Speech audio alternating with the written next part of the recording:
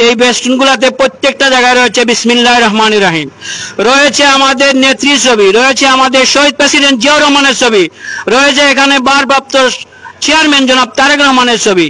এই কুলাঙ্গার আমাদের বেস্টন ছিঁড়ে রাস্তায় ফেলে পা দিয়ে নেড়েছে।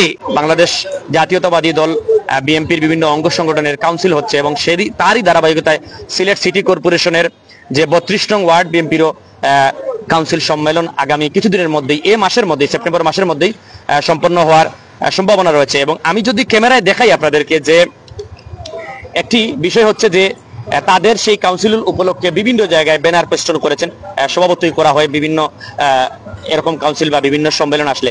কিন্তু চিহ্নিত একজন আওয়ামী লীগের দূষর, ফ্যাসিস্ট আওয়ামী লীগের দূষর, তিনি যে বিভিন্ন, আমি যদি দেখাই, বিভিন্ন যে ব্যানার বা পেস্টনগুলো লাগানো হয় বিভিন্ন জায়গায়, সেখান থেকে সেই পোস্টারগুলো ছিঁড়ে ফেলে উল্টো তাদেরকে হুমকি দিয়েছেন। এবং এই ঘটনায় সিলেটে ইতিমধ্যে বেশ কিছুটা মানুষ বিস্মিত হচ্ছেন যে আওয়ামী লীগের নেতাকর্মীরা কিভাবে এরকম এত বড় দেশ জাতির সাথে এত বড় অপরাধ করার পরও তারা কিভাবে এত সাহস পায়, কার ইশারায় তাদের এই ঘটনা। অবাক হয়েছেন 32 নং ওয়ার্ড বিএনপির নেতৃবৃন্দ। এবং আমরা দেখেছি এখানে সিলেট মহানগর বিএনপির অনেক নেতৃবৃন্দরা উপস্থিত রয়েছেন।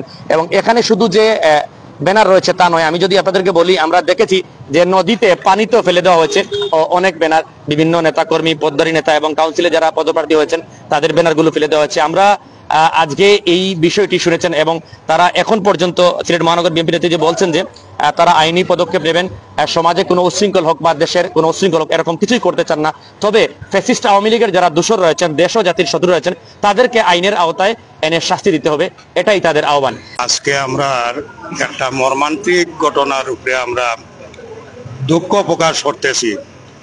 আমাদের দেশের নায়ক তারেক রহমানের, জিয়াউর রহমানের ম্যাডাম খালেদা জিয়ার ছবি, প্রত্যেকের ছবির উপরে এই যে দোসরায় এই ছবিগুলা ছিড়িয়া ফাও দিয়ে খসলাইছে, এইখানে আমরা কিছু তথ্য লইছি। সে অন্যায়ভাবে এই জিনিসগুলার উপরে যেভাবে এই ফাও দিয়ে খসলানি আইছে, আজকে তো আমার মনের ভিতর যে দুঃখ বেদনা, আমি তারে বাড়িত গিয়া খুঁজাইয়া পাইছি না, পাইতাম যদি প্রশাসনও লাগলো না নে, কিন্তু এর আগে তার বিচারের আওতায় আনা হইল নে। কিন্তু সে যে অন্যায় কাজ করেছে, আমরা দেখেন এই 32-এর অনেক নেতাকর্মী, আমাদের সিনিয়র নেতাকর্মী আছে, সবার পোস্টার সিরিয়া এই ছবির উপরে পাও দিয়ে অনেক কিছু করছে। এই দূষরদের দরিয়া, আওয়ামী লীগের দূষরদের দরিয়া, তার পিছনে খেরা ইন্ধন দিতেছে। এইটা প্রশাসনের গেছে আমাদের আবদার রইব যে এই জিনিসটা কুজাইয়া বার করার লাগে, কারণ তার এত বড় সাহসে কুলাইল না এই ব্যানার গুলা ছিড়ার লাগে। নিশ্চয় তার পিছনে কোনো ইন্ধন আছে। এই ইন্ধন গুলা আমরা প্রশাসনের আওতায় নিয়া এই ইন্ধন গুলা খেরা দিছে, এইগুলা আমরা জানাইবার লাগি। আমার কথা কোয়ার মনের বাসা আড়াইয়া ফেলছি এই বিলবোর্ড গুলা ছিড়ার কারণে। আমি বেশি কথা আর বলতে চাই না। এরে বিচারের আওতায় আনিয়া এই বিষয়গুলা জানার লাগি আমি এই প্রশাসনকে অনুরোধ করমু, অতি সত্তর মানে তারে যে কোনোভাবে ধরা হোক, ধরিয়া এই বিষয়টা জানার লাগি শাস্তিমূলক আওতায় নেওয়া হোক। সবাই যখন নমাজে আমাদের বাজারে নাইট গার্ড ছিল, ওই হঠাৎ করে অতর্কিতভাবে আমাদের বিএনপির সব পোস্টার ফেস্টুন মাটিতে ফেলে এবং পাও দিয়ে বসায়। ওইখানে বাজারের নাইট গার্ড চুনু আহমদ প্রতিবাদ করলে ওনাকে লাঠি দিয়ে দৌড়ানি দেয়। পরে লোকজন এসে ওর লাঠির হাত থেকে ওরে রক্ষা করেন।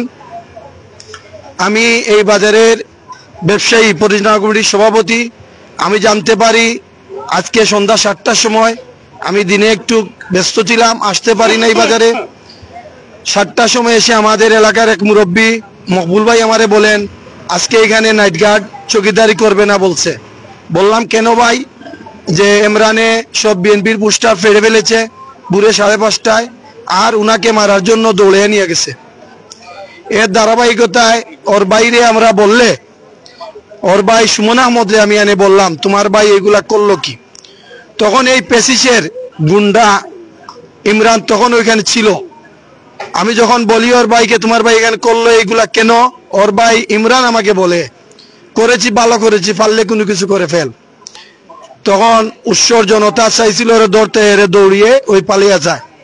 কিন্তু আমরা আজ এই বর্তমান সরকারের আইন শৃঙ্খলা রক্ষাকারী বাহিনীর কাছে আবেদন করতেছি, আমরা এখানে ব্যবসায়ীরাও নিরাপদ না এই ফ্যাসিস্ট সরকারের আওয়ামী লীগের দূষদের কাছে, এবং তথা আমাদের বিএনপির পার্টির চেয়ারম্যান মরহুম জিয়াউর রহমান সাহেব, খালেদা জিয়া এবং তারেক রহমানের ছবি মাটিতে পালিয়ে যখন ফাউদি মুড়ানো হয় তখন তারা অনেক কথা বলেছে, এই নাইট গার্ড ওর কথা শুনে নাই। আমরা সিলেট মহানগর এবং আম জনতার কাছে আমরা এটার বিচার চাই। এই যে আওয়ামী লীগের দূষর 5ই আগস্ট পেরিয়ে যাওয়ার পরে ওর যে দূষররা রেখে গেছে, এদের বিরুদ্ধে আইন শৃঙ্খলা বাহিনীর কাছে আমাদের অনুরোধ, এদের বিরুদ্ধে ব্যবস্থা নেওয়া হোক, নইলে এই দেশ শান্তি হবে না, এই বাজার শান্তি হবে না, এই এলাকা শান্তি হবে না। এবং কাউন্সিলর বৃন্দ যারা এখানে আছেন, এদের অনেক টাকা, অনেক আমরা পুস্টার এখানে পাইছি না, ওই কোথায় নিয়ে ফেলেছে, ওগুলা নদীর পার থেকে কুড়িয়ে এনেছি, আমরা আরেকটা বাউন্ডারির ভিতর থেকে কুড়িয়ে নিয়ে এসছি, যারা দেখছিল ওইখানে পালাইলে ওই জায়গাতে নিয়ে আসছি। ওইখানে আপন জনতা আসে, ওদের কাছ থেকে আপনারা জানতে পারবেন। সর্বশেষ বর্তমান প্রশাসনের কাছে আমাদের জোর দাবি, এর বিরুদ্ধে ব্যবস্থা নেন, এর আওতায় এনে জিজ্ঞাসাবাদ করলে ওর সাথে কারা কারা ছিল, কাদের ইন্ধনে এই পেসিস এর আওয়ামী লীগের যারাই আছে এদের ইন্ধনে এগুলা করেছে, এর বিচার যেন সুষ্ঠুভাবে আইন শৃঙ্খলা বাহিনী করে, এই আমার আহ্বান এবং আবদার।